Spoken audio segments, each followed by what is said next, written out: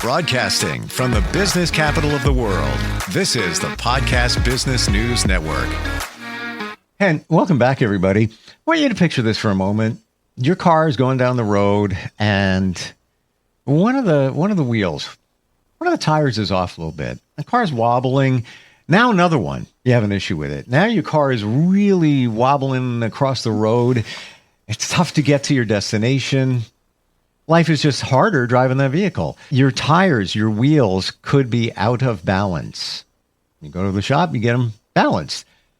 Now think that the car is you and you're piloting through life, and there's not a good balance between work, life, relationships, your personal time. How does that feel? Like the car going all over the road. We're going to talk about that today. And she is somebody that helps people with this and so much more all the time as an amazing psychologist. She's got her finger on the pulse of a lot of things that people deal with, including balance in their life. She actually wrote a great book, a few books, but this is one of my favorites, Love Yourself, Love Your Life. Dr. Ann Creekmore is back with us. How are you doing today? Great, Steve. How are you? Real good, real good. The balance thing, I think we take it for granted. We don't realize what's going on in our lives. And when things are off, we just overlook that there's not an equal spread of us in all different areas, and we're out of balance, and there it goes. You think that happens a lot for people? I do. One of the things that's good about therapy is that it gives you a little moment to pause and think about that. You know, when you're coming in to talk to someone and you feel like, oh, I got to talk about something today and what's going on in life, then you kind of take that little breather, and that taking that breath to think about, well, what is going on? How am I feeling? Where is things out of balance?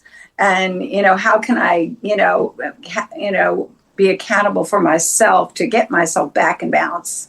That's kind of the goal, the objective of the therapy. So just having a friend to talk to, but, having the therapy or something to just help to have that moment to think about what you need. And a lot of times people just go and they're not taking that time to evaluate what they need and what they're feeling.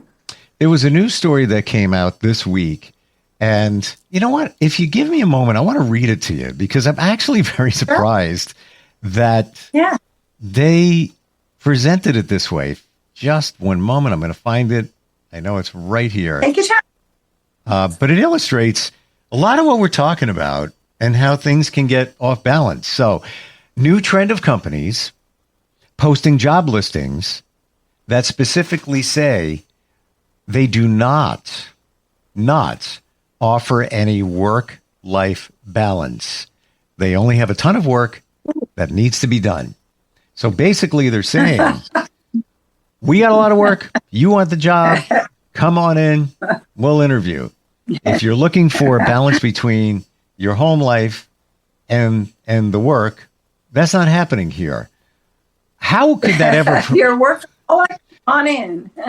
How would that situation ever work? Without having a balance, right? It's like, who's looking for that particular job, right? At least they're being honest. At least they're being honest. So we'll give them that. You know what you're in for. Yeah. But right. That all being said, how do you know that you have a good balance in your life, whether it's between your personal life and your job or relationships? How do you know that you're in a good place? Is there a way? Well, yes.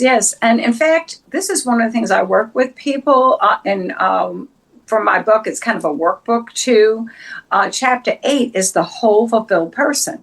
And in it, there is kind of that description. I don't know if you feel like holding up a picture even of one of the circles or the one with the colors of it, just to give people a little idea what I'm talking about. Sure. But the way to kind of I use this to help people evaluate themselves, kind of mind, body, spirit, if you will. But really the circle is it's a recovery model from being overdone in some area.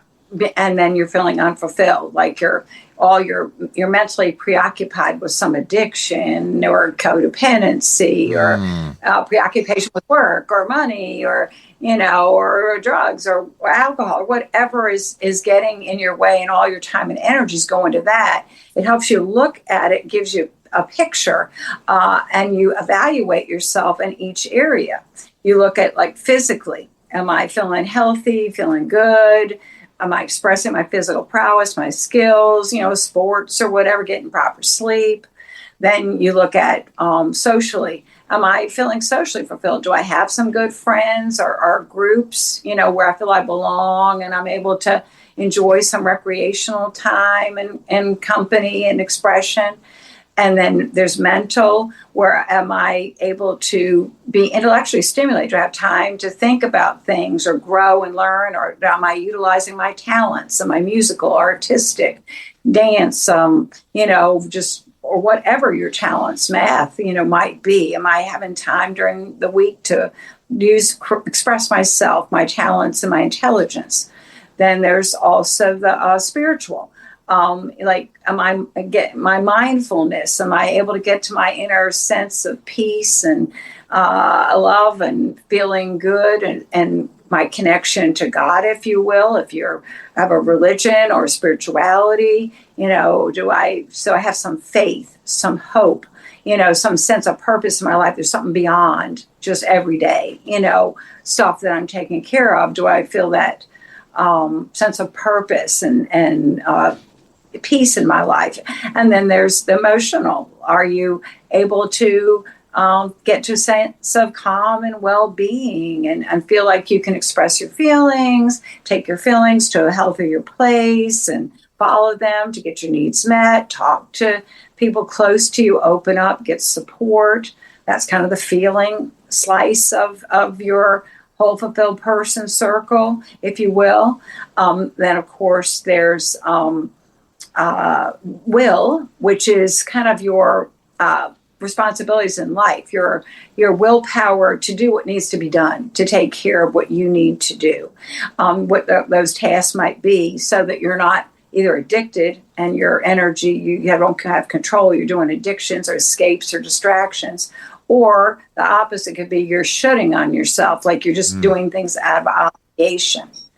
And so that either one, you don't want to be at either extreme. You want to be able to do what you need to do, to take care of life and keep your life going in a balance for everyday management of life tasks. So all those particular areas, but of course the most important one at the top is visionary.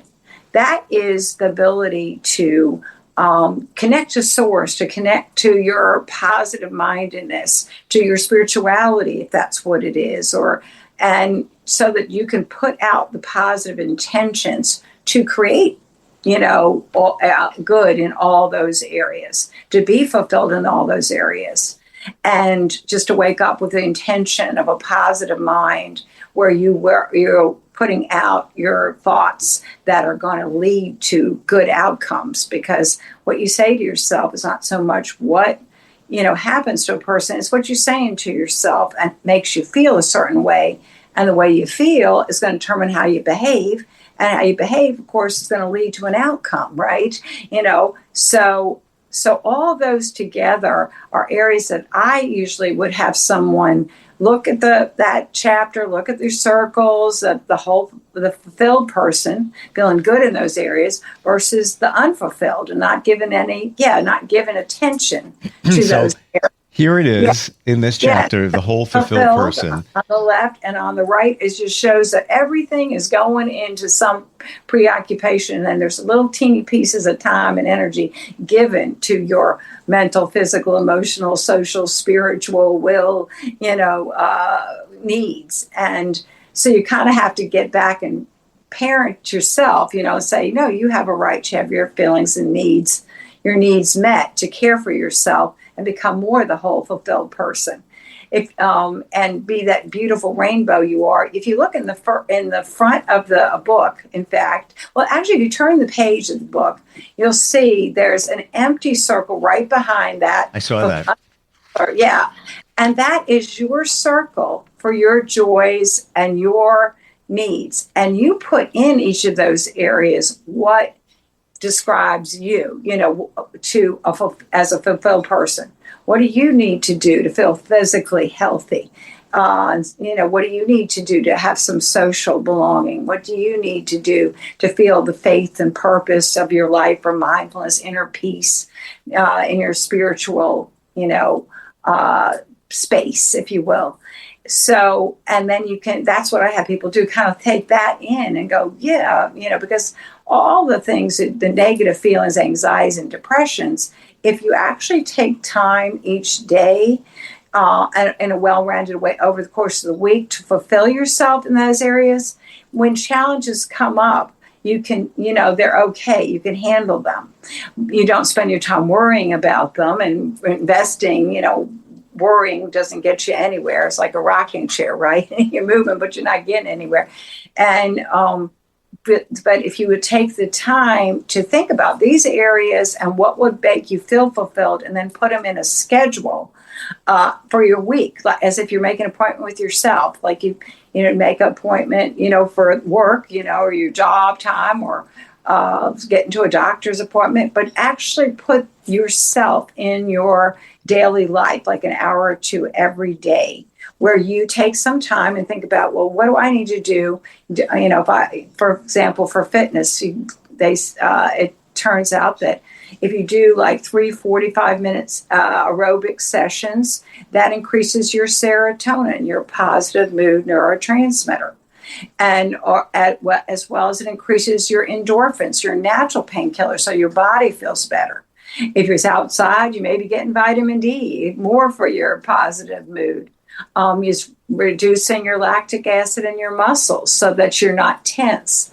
You said the stress is left. So in other words, that's just an example of something you put in to the physical little slice as a whole fulfilled person. Try to see, do 3 or 4 times per week, 45 minutes. Because if you do these things for yourself, you are keeping your balance. You're giving yourself time to care for you. And so whatever stresses and challenges come along, you're going to have time to relax. You're going to get a breather. You're going to care for yourself, or you're coming from a good, happy, more peaceful, fulfilled place to be able to handle whatever challenge comes along. And I do believe that you feel like you're more complete when these things are where they should be. Like, for example, everybody's a work in progress. I've changed it around for me to spend more time doing things for me, be it go to the gym on a regular basis. Never used to do that. And some other things. And I have to tell you, Ann, if I don't do something for myself, call it on a daily basis. And that could be anything. Right. That could go for a walk. That's it. Or it could be go to the gym. If I don't, I feel like I've cheated myself. And I feel out of balance, I guess. Exactly. That's a very good example. You can really tell the difference when you start doing these things. You'll start to sleep better. Your mood will be better. Your life will just feel more worthwhile. You'll feel more fulfilled. And if you let yourself go, then it goes to depression or anxiety or negative, stress. So, just taking that time, an hour or 2 a day, to look at your whole person needs and try to do something, regularly, weekly, daily, depending on what it is. It makes all the difference in the world. So I would have to imagine a lot of other things that we've talked about actually come into play with the balance in your life. For example, we've talked about boundaries. And, I guess that would be the social aspect of the wheel. May even be emotional too, because you're dealing with other people. Absolutely. Yes. If you don't have proper boundaries up, somebody may either take advantage of you or feel that they can spend more time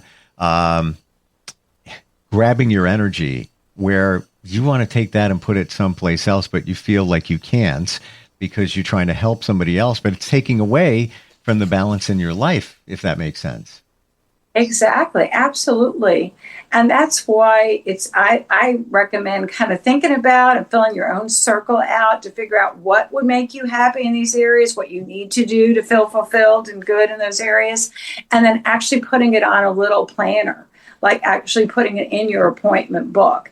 These are the times that the yoga classes occur that I can get there, or whatever the sport or whatever the thing, walks. This is when I can go do my nature walks, and kind of have it on there, and then set a boundary. I mean, sometimes emergencies come up and you can't do anything about it, or, you're ill or you couldn't do it. But if it's not something that's an emergency, you can always set a boundary and say, I'm going to take my time to meditate and breathe, in the morning. So can we go meet in the afternoon? Instead of go brunch, can we go to lunch? You just kind of keep your balance by having it on paper or your phone these days, or your digital calendar. So you're in there, and then you kind of know, oh, wait a minute, I can't do that. I got my yoga class then.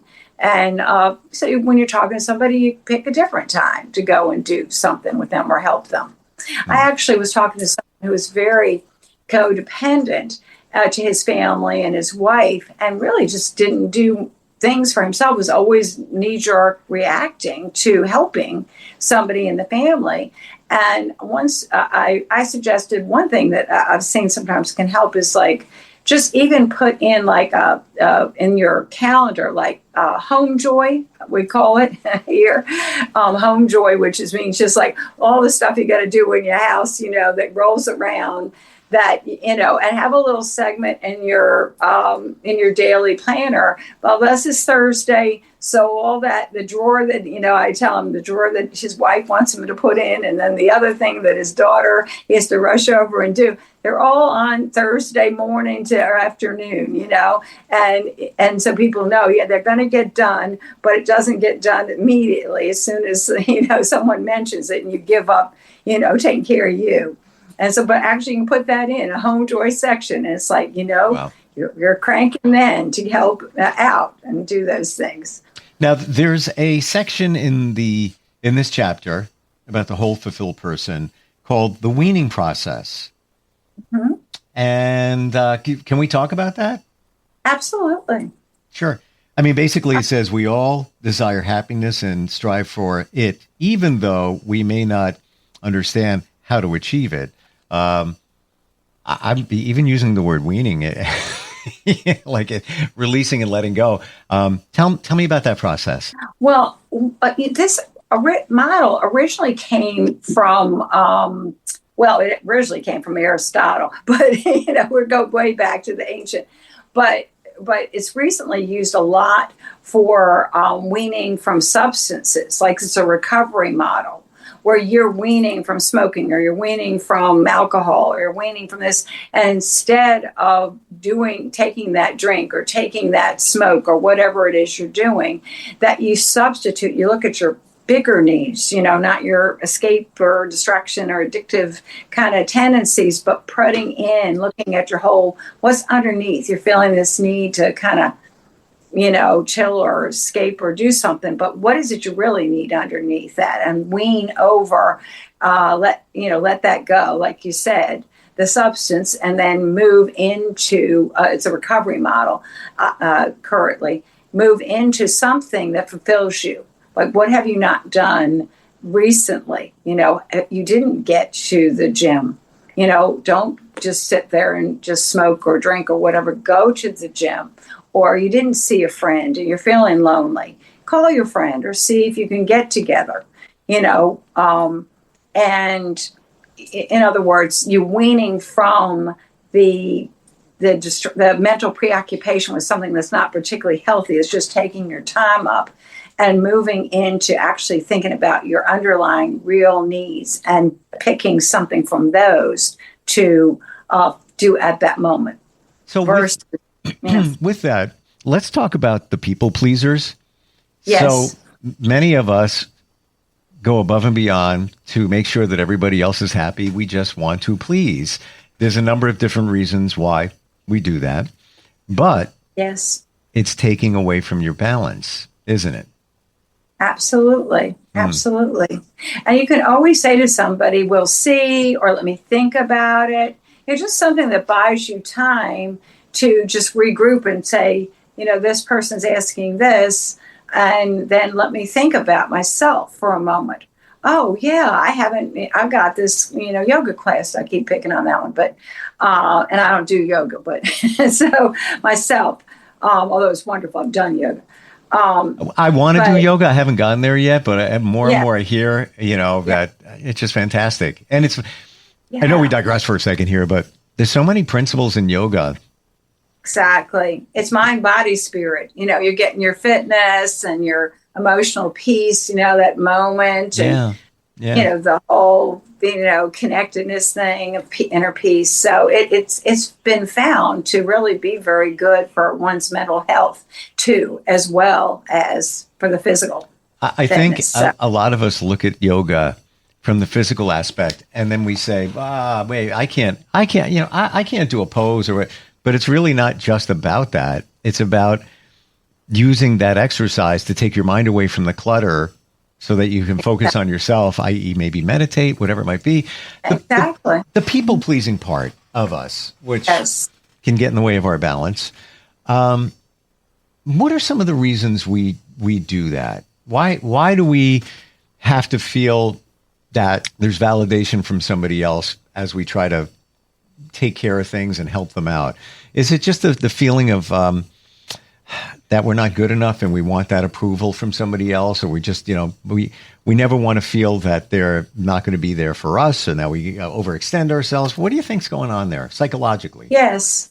Well, I think that it has to do with maybe lower self-esteem, where you're feeling like, that you want that external validation and maybe not giving yourself validation. And so it's just really important to talk positively to yourself and be a friend to yourself, so that you're not just looking outward for that attention or that approval. And that can be something you learned as a child. I mean, most families have some dysfunction, and people learn to cope, to get along, and for many reasons, as far as people pleasing, just to keep the peace, or to not get in trouble, or or to just get that positive attention they're looking for, and it carries in. But I think if you focus on loving yourself and loving your life, creating a life you love, then and you still want to be caring and loving to other people, but you have to have those boundaries and that positive inner feedback to yourself that you're good. It's not like you're depending on something external to make you feel validated. And it helps you focus on taking care of your needs, because then you feel fulfilled. You're being a friend to yourself, getting some validation. Right. I never thought of it that way, that you should be the people pleaser to yourself. Absolutely. Yes, you got it. And also, I mean, if it fits, because if you don't take care of you, you're not going to be able to take care of other people. Right, so I never thought getting sick, or you're going to be being stressed or savage or whatever. It really helps others. If you take care of you first, then you got a lot more to offer other people. But I think that's your superpower. You make us think about things. So I never thought of it in that way, where we are trying to please others. Why not try to please yourself in terms of those things that we talked about, the proper balance, even be intentional, putting it on a calendar, going for a walk today after dinner, 6 p.m. Now it's going to pop up as a reminder in your face. Exactly. You can do that. And then you feel better, and you have a lot more to offer other people and help people. Mm-hmm. I look up at the time and I say, how is it even possible that like a podcast went by right there in that time? I don't know. It almost seems like, is there an error here? But it's not. How do we find you? I know Psychology Today, is that the best way? That's a good way. It really is. And my website, we can look up Ann Creekmore. And even though my books are in my maiden name, Ann Filosa, a lot of them, but but that you can find me, through the websites under Ann Creekmore. A lot of times it just shows up. Gotcha. Yeah. If you're having some challenges or if you feel out of balance, it's almost like you're the mechanic for us. We talked about the car before. Contact Ann, get balanced. Okay. Yeah. Thank you so much for today. It's great getting back to you, getting back together again with you, and looking forward next time we do. Yes. Me too, Steve. Thanks for everything. Thanks, Ann. We'll be right back.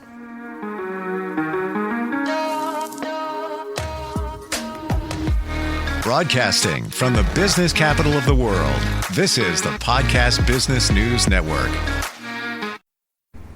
Okay, Simon, what are you wearing right now? Nothing. That's right. And what do people normally wear? Clothes. Exactly. So now Mommy's going to teach you how to dress yourself. Clothes keep us warm, they look good, and if we go out without them, the neighbors will talk. So it's important to know how to get dressed. Here's how it's done. Underwear always comes first, name tag at the back, then pants, then shirt. Get the first button in the right hole, or you have to start all over. If you're wearing a tie, it goes over, round, through, and pull tight. Tuck your shirt into your pants and zip up your fly. Socks going first, then shoes right on right, left on left. With shoelaces, just take the ends, cross them over, switch the loops. The rabbit goes down the hole, pull tight, and you're left with bunny ears. I love bunnies. Good to know. Now remember, spots don't go with stripes, socks don't go with sandals, and if you've tucked in your shirt, wear a belt. Got it? Why are your pants on your head? Most parenting is hard to do in just 2 minutes. But spending just 2 minutes twice a day making sure they brush their teeth is easier and could help save them from a lifetime of tooth pain. For fun 2-minute videos to watch while brushing, visit 2min2x.org. That's 2min2x.org. A message from the Partnership for Healthy Mouths, Healthy Lives and the Ad Council.